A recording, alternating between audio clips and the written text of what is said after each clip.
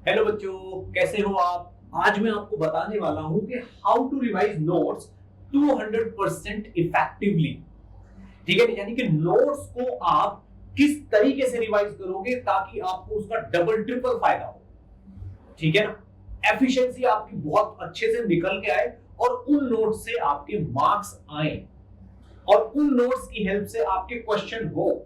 ठीक है, तो बच्चों ये चीजें मैं बताने वाला हूं, कैसे नोट्स को अरेंज करना है, किस टाइप की चीजें आपके पास होनी चाहिए और कैसे पढ़ना है, कब कब पढ़ना है, ये सारी बातें मैं आपको बताने वाला हूं। और किस टाइप का मटेरियल आपके नोट्स को बहुत आसान और बहुत इफेक्टिव बना देता है, सब चीजें यहाँ पे होगी। तो बच्चों पहले चैनल को सब्सक्राइब कर दो और लाइक कर दीजिए और चलिए अब शुरू करते हैं।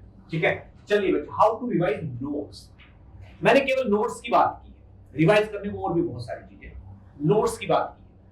रिवाइज, रिवाइज यानी कि जो चीज हो चुकी है और जिसको हम भूल सकते हैं और हम भूल जाएंगे, उसको कैसे दिमाग में रिटेन करना है, ये होता है रिवीजन का मतलब। ठीक है बच्चों, अब इसका क्या तरीका होता है, अगर इसको मैं थोड़ा सा बिल्कुल माइन्यूट लेवल पे देखूं तो भाई रिवीजन दो टाइप में हम डिवाइड करते हैं। एक तो साथ साथ, ये लिखा मैंने साथ साथ, और एक होता है एक साथ। ठीक है ना, यहां पे मैं नहीं बता रहा हूं कि इन दोनों में कौन सा बेटर है, ये नहीं, दोनों जरूरी है। यानी कि वो रिवीजन जो साथ साथ होता है, ठीक, दूसरा वो रिवीजन जो एक साथ होता है, कई दिन के बाद, चैप्टर कंप्लीट होने के बाद, यूनिट कंप्लीट होने के बाद फिर एक साथ रिवाइज करते हो। इन दो कैटेगरी में रिवीजन को डिवाइड करते हैं। बच्चों मेरी बात को बहुत ध्यान से सुनना, हमें अपनी लाइफ को आसान बनाना है, इतना आसान बनाना कि पढ़ाई हमें बोझ ना लगे। तो उसके लिए बच्चों हमें आदत डालनी है साथ साथ रिवीजन की, साथ साथ रिवीजन की। क्योंकि अगर आपने साथ साथ रिवीजन की आदत डाल ली तो ये जो एक साथ रिवीजन होने वाला है, ये बस आपको 20% टफ लगेगा।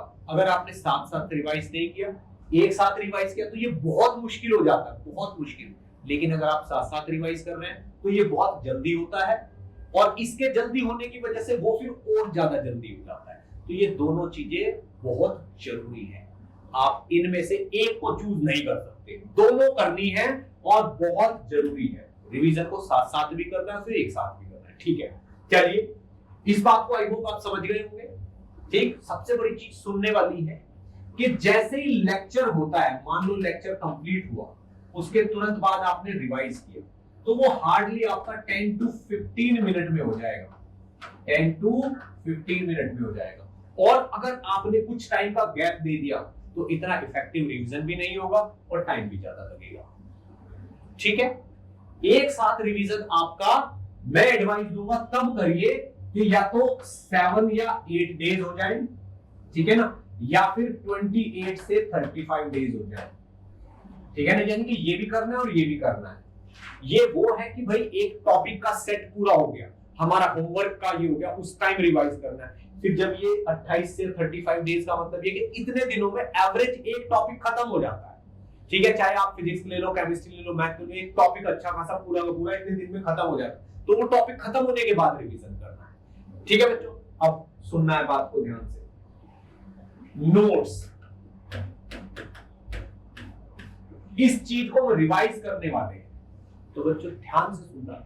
नोट्स अगर हम रिवाइज करने वाले हैं तो वो नोट्स आपके एक तो कंप्लीट होने चाहिए।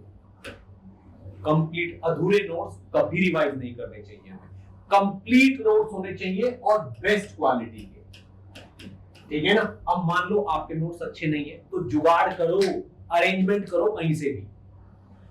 ठीक है, पूरे कंप्लीट और बेस्ट क्वालिटी के नोट्स होने चाहिए, चाहे कहीं से भी जुगाड़ करो, कहीं से भी अरेंजमेंट करो। अपने जो सेलेक्टेड टॉपर्स हैं, सीनियर्स हैं, उनसे पूछो कि सर क्या करना चाहिए, कैसे पढ़ना चाहिए, क्या कहां से अरेंज करूं, उनको अरेंज करो।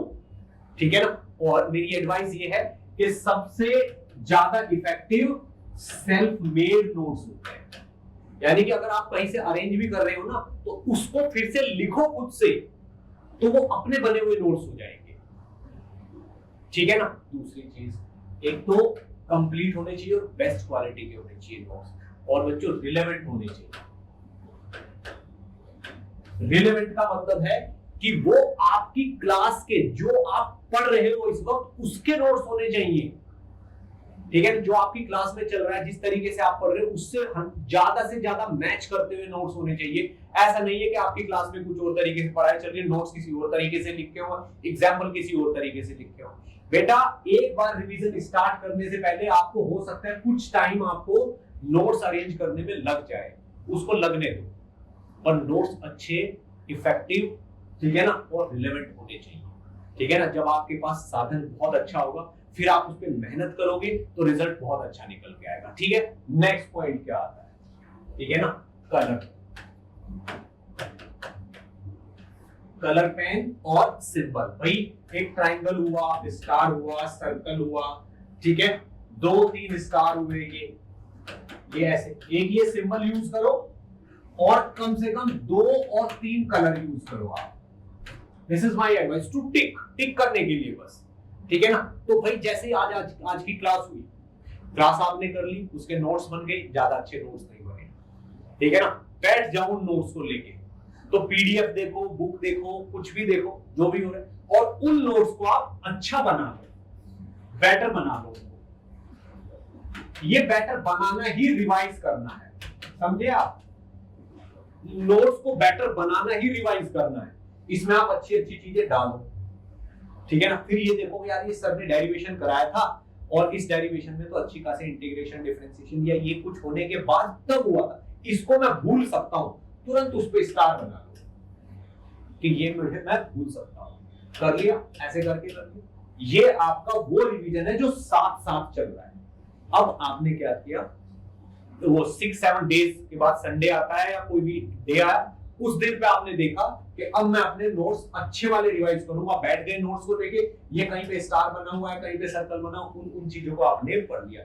एंड बिलीव मी, अगर आपने ये इस तरीके से काम किया, उस दिन इनको पढ़ोगे आप, तो आपको ज्यादा टाइम नहीं लगने वाला। ठीक है, उस टाइम जब आप रिवाइज करोगे ना, तो दिमाग में पिक्चर छप जाएगी, क्योंकि ये आपका ही बनाया हुआ है, उसको आप दोबारा देख रहे हो, फोटो बन जाएगी दिमाग में, फोटोग्राफिक मेमोरी डेवलप होनी शुरू हो जाएगी। उसके बाद जब आप चैप्टर खत्म होने पे वो 28 से 35 डेज वाला रिवीजन करोगे, उस दिन आपको फोटो ही फोटो नजर आएंगे अपने दिमाग में, और लगेगा यार मुझे सब याद है, और ये आपका बहुत जल्दी हो जाएगा। ऐसा मत सोचो कि इसके लिए सर एक बार तब, फिर एक बार तब, फिर एक बार तब, इतनी बार रिवाइज करूं। अरे बेटा इसमें टाइम नहीं लगेगा फिर आपको, अगर वो वाली चीज पहले से हो रखी है। ठीक है, तो एक तरीका आपको बनाना है, खुद से डेवलप करना है कि किस तरीके से मुझे ये अरेंज करना है, कौन सा सिंबल मुझे किस चीज पे लगाना है। और कलर हाइलाइटर ले लो, क्या होता है ये हाइलाइटर, ठीक है, बोर्ड के लिए कौन सी चीज चाहिए और मुझे इसके लिए कौन सी, उसको आप जो ज्यादा इंपॉर्टेंट है, जिसमें डाउट आपको हो रहा हो, लगता है कि किसी से क्लियर करना पड़ेगा, ऑरेंज कलर से कर, ब्लू से कर, ऐसे करके खुद को बिल्कुल सोच रखो। और ये अलग अलग कलर यूज करना, ये करना ही ना आपकी अंडरस्टैंडिंग को बढ़ा देता है। जिसको सोचोगे ना यार इसको ऑरेंज करूं या ब्लू करूं, वो चीज वैसे ही याद हो जाएगी आपको। जब सोचोगे यार ये मेरा डाउट है या मुझे क्या है, उसको कर, उसी से याद हो जाती है। रिवीजन बहुत बहुत इफेक्टिव चीज है बच्चों। रिवीजन वो चीज है जिसके बगैर आपकी 2 साल की, 3 साल की, 1 साल की मेहनत बिल्कुल बेकार हो जाएगी, कुछ नहीं होगा। रिवीजन तो ऐसा है जैसे कोई चीज हम खरीदने गए और पैसों से भरा हुआ बैग घर पे छोड़ गए, ठीक है ना। अगर रिवीजन नहीं किया तो समझ लो पैसों से भरा हुआ बैग घर पे छोड़ गए, ना तो वो चीज खरीद पाएंगे, उसको कोई और खरीद के ले जाएगा, ऊपर से वापस आएंगे तो बेकार गया। क्या फायदा है इसका जब हम वो चीज नहीं खरीद पाए। ठीक है, तो रिवीजन बेटा इतना ज्यादा इफेक्टिव होता है कि इसके बगैर आपका सब कुछ वेस्ट चला जाता है। तो बच्चों इसी के साथ मैं यहीं पे बातें समाप्त करता हूं। बेस्ट ऑफ लक, मेहनत करते रहिए। Thank you.